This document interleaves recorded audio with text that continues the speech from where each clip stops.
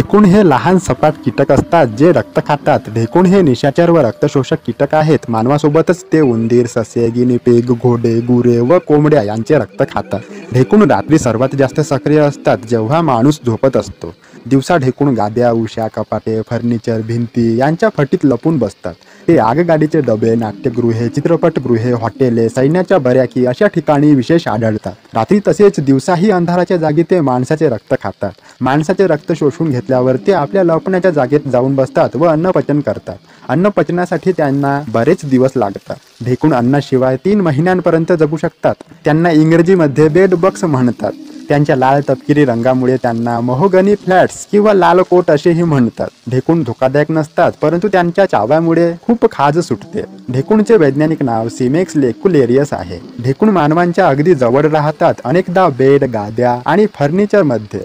ते जगभरात जवळजवळ प्रत्येक देशात आढळतात। ढेकूण मानवी रक्त खातात जे त्यांना जगण्यासाठी आवश्यक आहे। त्यांच्या लाळेमध्ये एक विशेष घटक असतो जो रक्त गोठण्यापासून रोखतो। ढेकूणचे 6 पाय आणि सपाट अंडाकृती आकाराचे शरीर असते। ते अत्यंत तापमानात -20 डिग्री सेल्सिअस ते 50 डिग्री सेल्सिअस पर्यंत जगू शकतात। ढेकूणच्या 90 पेक्षा जास्त वेगवेगळ्या प्रजाती आहेत। ढेकूण लाल, तपकिरी आणि पिवळ्या रंगांसह वेगवेगळ्या रंगात येतात। ते साधारणतः 4 ते 5 मिलीमीटर लांब असतात। ढेकूणचे वजन 3.5 मिलीग्राम पर्यंत असू शकते। ते लवकर हलू शकतात, परंतु फार दूर नाही।